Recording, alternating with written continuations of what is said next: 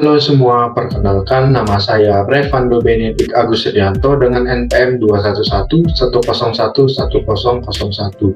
Pada kesempatan kali ini saya ingin mempresentasikan hasil pengerjaan tugas output paper mata kuliah strategi pemasaran kelas A dengan judul Segmentasi Pasar Strategis, Memahami Pelanggan secara Mendalam untuk Memberikan Keunggulan Bersaing.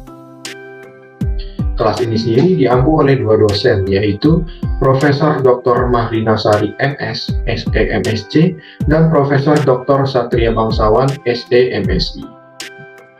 Langsung masuk ke dalam papernya. Yang pertama, latar belakang. Dengan adanya perkembangan teknologi dan era globalisasi membuat tingkat persaingan atau kompetisi bisnis saat ini semakin ketat, sehingga memiliki pemahaman yang mendalam tentang pelanggan sangat penting untuk membantu perusahaan mencapai keunggulan bersaingnya. Kini perusahaan pun tidak hanya sekedar menjangkau pasar secara luas, tetapi lebih fokus kepada mengidentifikasi, memahami, dan melayani segmen pasar secara tepat dan lebih efektif. Dalam pemasaran juga, setelah mengetahui segmen pasar yang akan dituju, maka selanjutnya adalah menemukan target dari segmen pasar mana saja yang akan disasar. Setelah itu, yang terakhir adalah memposisikan produk atau layanan tersebut di mata para target pasarnya.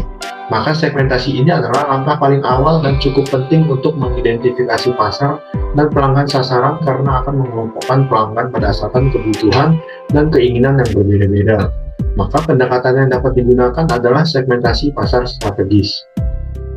Namun ada beberapa tantangan yang mungkin dihadapi untuk dapat melakukan pendekatan segmentasi pasar strategis ini, adalah mengumpulkan dan menganalisis data yang diperlukan, serta mengintegrasikan data tersebut menjadi segmen pasar yang dituju, kemudian mengembangkan strategi pemasaran yang sesuai. Namun jika perusahaan dapat melakukan pendekatan ini dengan baik, maka akan memberikan manfaat yang besar, yaitu mendapatkan pelanggan dan pasar yang sesuai, menciptakan loyalitas pelanggan, meningkatkan pangsa pasar, mendapatkan keunggulan bersaing, hingga mengoptimalkan keuntungan.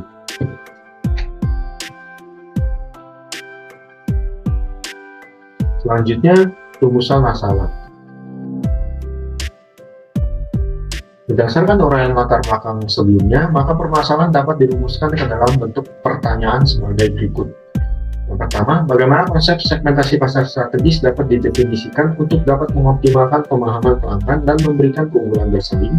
Yang kedua, apa saja metode dan alat yang dapat digunakan dalam segmentasi pasar strategis untuk mendapatkan pemahaman yang lebih mendalam tentang pelanggan? Dan yang ketiga, apa saja manfaat keunggulan bersaing yang diperoleh melalui pemahaman yang mendalam tentang pelanggan dan segmentasi pasar strategis yang efektif?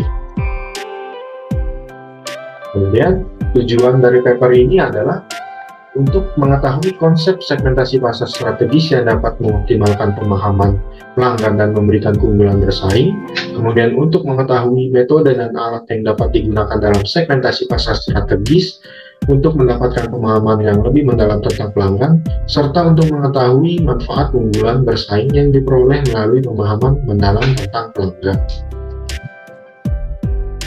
Selanjutnya adalah dasar teori.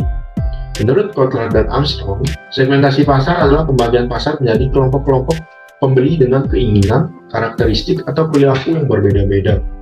Mengutip dari buku Strategic Marketing edisi ke-9 tahun 2008 karya David Wake Revens dan Nigel F. Percy, segmentasi pasar adalah proses mengidentifikasi dan menganalisis sub-kelompok pembeli di pasar produk dengan karakteristik respons yang serupa. Dengan mengenali perbedaan antar segmen pasar dan bagaimana segmen tersebut berubah dengan lebih baik dan lebih cepat dibandingkan pesaing, ini merupakan sumber keunggulan bersaing. Karena segmentasi pasar menjadi landasan untuk kinerja yang unggul dengan memahami bagaimana kebutuhan dan keinginan pembeli yang bervariasi sangat penting dalam merancang strategi pemasaran yang efektif. Segmentasi ini akan berkaitan dengan proses selanjutnya, yaitu pemilihan target pasar dan penentuan posisi terhadap alternatif segmen untuk membangun keunggulan bersaing.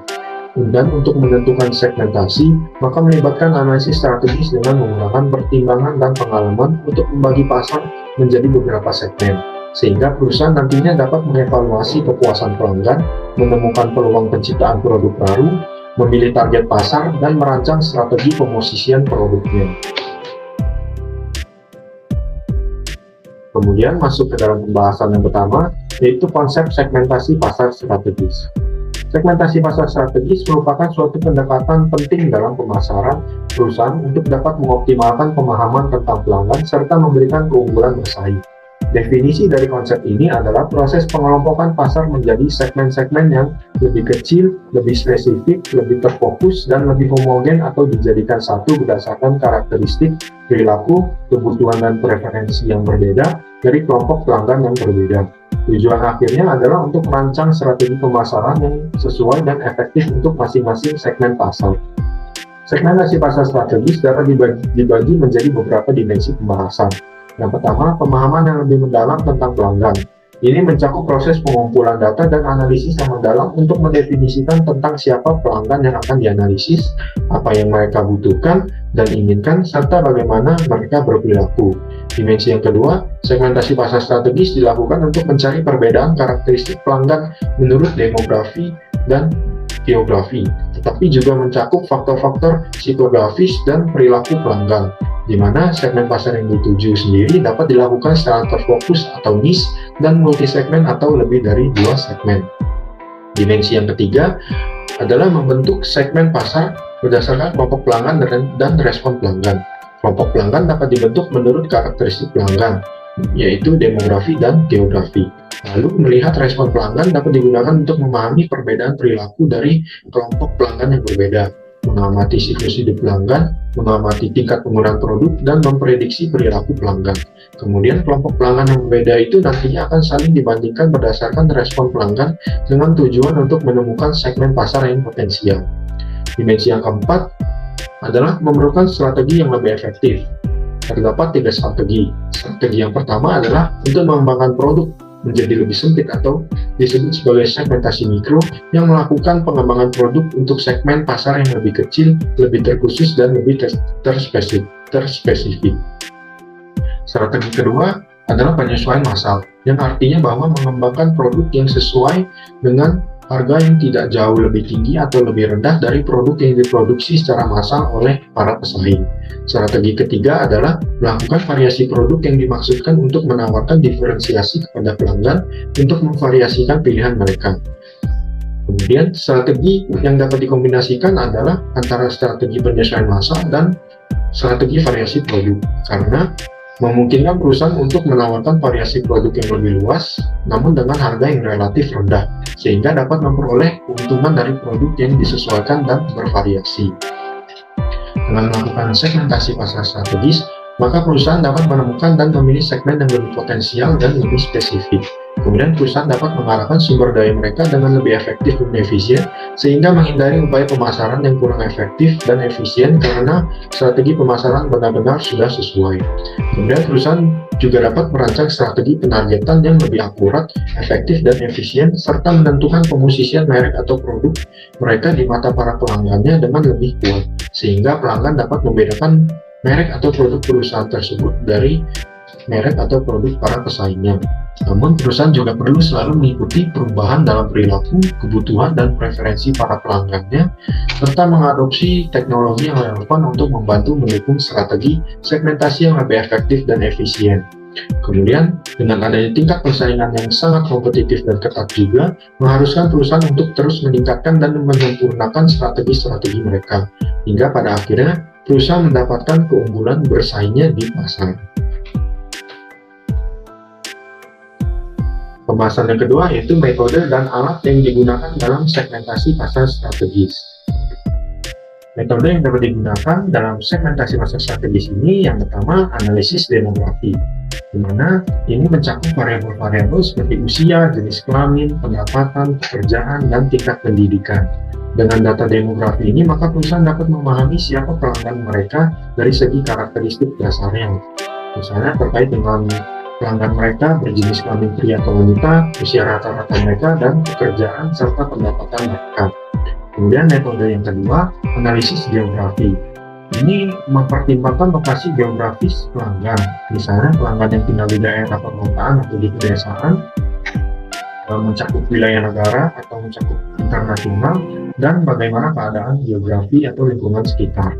Dengan data geografi ini, maka perusahaan dapat menyesuaikan penawaran produk atau layanannya berdasarkan karakteristik geografi pelanggan yang membedakan pelanggan dalam hal preferensi dan kebutuhannya. Metode yang ketiga, analisis psikografi. Ini mencakup variabel-variabel mengenai nilai, sikap, gaya hidup, dan kepribadian pelanggan.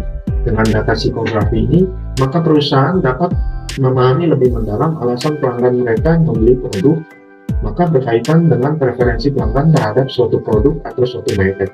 Nilai-nilai yang dianut pelanggan, kebutuhan, dan gaya hidup yang mempengaruhi keputusan pembelian. Metode yang keempat adalah analisis perilaku. Ini mencakup variabel-variabel seperti tingkat konsumsi, riwayat pembelian, frekuensi pembelian, loyalitas terhadap merek, serta cara pelanggan berinteraksi dengan produk atau layanan. Dengan data perilaku ini, maka perusahaan dapat memahami bagaimana pelanggan berinteraksi dengan produk atau layanan mereka, apakah mereka cenderung setia pada merek tertentu, dan seberapa sering mereka melakukan pembelian. Kemudian, alat yang digunakan dalam segmentasi pasar strategis, yang pertama, analisis klasifikasi silang, yang bertujuan untuk membentuk segmen pasar dengan mengidentifikasi kelompok pelanggan menggunakan karakteristik dan kemudian membandingkan tingkat respon pelanggan dengan menempatkan informasi ke dalam sebuah tabel, di mana kelompok pelanggan berada pada baris dan respon pelanggan berada pada kolom. Di mana semakin banyak perbandingan yang dilakukan, maka semakin besar peluang munculnya segmen-segmen yang potensial.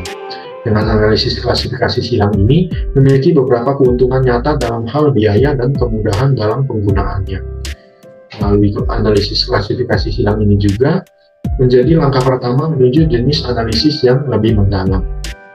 Alat yang kedua, analisis cluster. Ini adalah suatu teknik statistik untuk mengelompokkan pelanggan yang memiliki karakteristik serupa berdasarkan kesamaan jawaban mereka terhadap pertanyaan seperti preferensi merek atau atribut produk yang menjadi segmen lebih kecil. Tujuan dari analisis cluster ini adalah untuk melakukan pengelompokan di mana kesamaan dalam suatu kelompok tinggi dan variasi antar kelompok sebesar mungkin.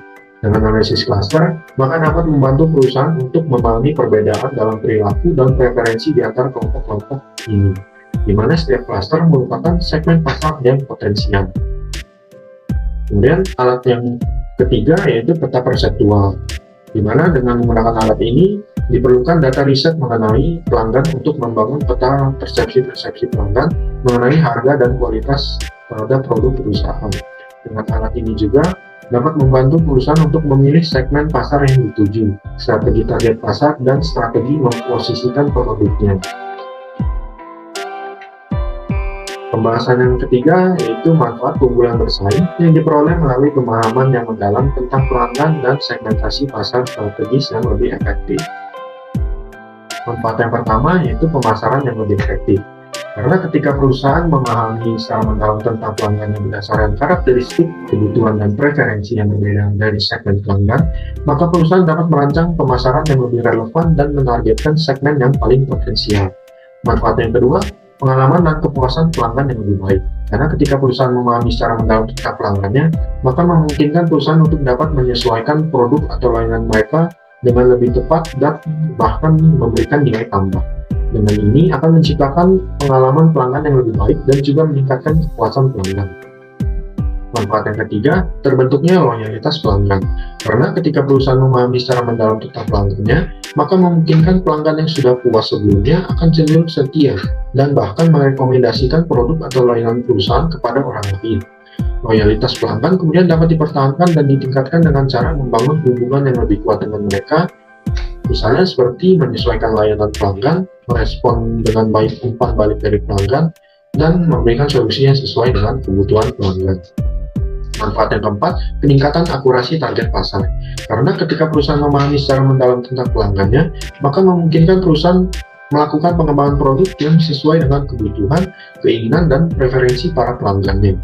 Manfaat yang kelima, peningkatan posisi produk dan merek perusahaan. Karena ketika perusahaan memahami secara mendalam tentang pelanggannya, maka memungkinkan perusahaan mengembangkan pesan dan citra merek yang lebih kuat dan relevan untuk masing-masing segmen pasar, sehingga pelanggan dapat teringat selalu pada benaknya terhadap produk dan merek perusahaan, serta dapat membedakan merek perusahaan dari merek para pesaing. Selanjutnya, masuk ke dalam contoh kasus. Dengan judul melalui lini produk ROG, Asus melakukan segmentasi kepada para gamer. Asus dikenal secara luas sebagai salah satu produsen terkemuka di dunia dalam berbagai lini produk di bidang teknologi, terutama dalam sektor komputer, laptop, komponen komputer, dan perangkat elektronik konsumen, perangkat networking, hingga smartphone. Asus adalah perusahaan global dengan jaringan distribusi yang luas dan hadir di berbagai pasar dunia, seperti di Asia, Amerika Utara, Eropa, dan wilayah lainnya. Perusahaan ini juga dikenal secara global dengan reputasi yang baik pada keandalan dan kualitas produk-produknya. Ditambah lagi dengan mereka telah memenangkan berbagai penghargaan industri. Asus sendiri merupakan suatu perusahaan teknologi multinasional yang berkantor pusat di Taiwan. Dalam mengembangkan produk-produknya, Asus merancang untuk memenuhi kebutuhan berbagai segmen pasar secara terkhusus. Misalnya adalah para pemain game, profesional kreatif, dan sektor bisnis. Pada paper ini akan fokus pada segmen pasar para pemain game, di mana Asus melalui salah satu lini produknya tersebut telah memiliki reputasi kuat dalam pasar para pemain game dengan meluncurkan lini produk gaming bernama Republic of Gamers atau ROG karena selalu menghadirkan produk dengan spesifikasi yang tinggi, tampilan yang menarik, kualitas produk yang tinggi, dan menghadirkan performa hingga fitur-fitur khusus yang dioptimalkan untuk kebutuhan gaming. Berdasarkan sumber dari kumparan.com, Asus telah memperingati 10 tahun menjadi merek laptop consumer dengan market share terbesar di Indonesia karena pada tahun 2022 Asus memperoleh 40% pangsa pasar untuk kategori laptop consumer. Kemudian persentase tertinggi ada pada lini produk laptop gaming ROG, di mana Asus menguasai 80% pangsa pasar dalam negeri. Berdasarkan sumber dari cellular.id, Asus ROG Phone sebagai salah satu lini produk gaming smartphone tidak takut kalah saing dengan smartphone yang mempunyai spesifikasi gaming yang serupa, tetapi memiliki harga yang lebih terjangkau. Karena ROG Phone menawarkan sesuatu yang lebih sebagai smartphone gaming dengan memiliki fitur lengkap dan terkhusus untuk menunjang aktivitas gaming para penggunanya. Salah satunya adalah adanya fitur tombol air trigger yang dapat membantu penggunanya sebagai tombol tambahan dan dapat dikustomisasi sendiri fungsi dari tombol tersebut. Berdasarkan sumber dari games.uzone.id, game Mobile Legends Bang Bang MLBB Esports mengumumkan kemitraannya dengan Asus ROG untuk kompetisi Mobile Legends terbesar di dunia, M5 World Championship, di mana Asus ROG Phone 6 akan menjadi official smartphone dari turnamen akan digelar di Filipina pada akhir tahun 2023 ini. Masuk ke dalam analisis kasus, perusahaan Asus telah menerima reputasi yang baik berdasarkan pada keandalan dan kualitas produknya. Hal ini karena Asus telah berhasil menerapkan segmentasi pasar strategis dengan cukup sukses, terutama dalam membedakan segmen pasar para pemain game, sehingga memungkinkan mereka untuk merancang produk-produk yang secara khusus memenuhi kebutuhan dan preferensi para pemain game. Melalui lini produk gamingnya yang bernama Republic of Gamers ROG, Asus telah berhasil membangun reputasi yang kuat dalam pasar para pemain game ini. Karena dengan ROG, mereka menghadirkan produk dengan spesifikasi tinggi, kualitas yang tinggi, dan terdapat fitur-fitur khusus yang telah dioptimalkan untuk kebutuhan gaming. Mereka juga melakukan diversifikasi lini produk gaming mereka seperti pada laptop, pada komponen komputer, pada komponen networking, dan smartphone dengan memiliki karakteristik dan spesifikasi tiap produk-produknya yang berbeda-beda. Ini mencerminkan bahwa Asus telah memiliki pemahaman mendalam tentang beragam kebutuhan dan preferensi di dalam segmen pasar para pemain game. Dengan begitu, Asus dapat memenangkan 80% pangsa pasar di Indonesia dalam kategori laptop gaming ROG dan membuat citra yang positif terhadap inovasi produk yang dilakukan dengan menghadirkan Asus ROG Phone sehingga dapat mencapai kesuksesan di pasar smartphone gaming. Ini menunjukkan bahwa produk-produk Asus mendapatkan penerimaan yang positif dan cukup kuat dari pelanggan di Indonesia. Dengan hadirnya Asus ROG Phone juga menjadi bukti nyata dari inovasi Asus dalam pasar smartphone gaming. Karena memiliki fitur-fitur seperti tombol air trigger yang dapat disesuaikan untuk memberikan pengalaman gaming yang lebih baik. Bahkan ketika Asus ROG Phone mendapatkan pesaing langsung dengan menawarkan spesifikasi yang hampir sama namun memiliki harga yang jauh lebih terjangkau, pihak Asus sendiri pun tidak ragu untuk tetap memasarkan Asus ROG Phone dengan harga yang lebih tinggi karena menawarkan fitur yang lebih lengkap dan lebih terkhusus untuk menunjang kebutuhan gaming yang tidak ada pada smartphone gaming dari pesaingnya. Ini menunjukkan bahwa Asus memfokuskan pada nilai tambah produknya kepada pelanggan segmen pasar para pemain game. Kemudian Asus juga melakukan kemitraan dengan game Mobile Legends untuk kompetisi dunia M5 World Championship, yang menunjukkan bahwa selain untuk melakukan promosi, Asus juga berusaha untuk membangun hubungan yang lebih kuat dengan para pelanggannya melalui komunitas gaming. Maka Asus yang menerapkan segmentasi pasar strategis dengan baik dan sukses telah mendapatkan keunggulan bersaing yang dapat membedakan merek mereka di pasar yang kompetitif.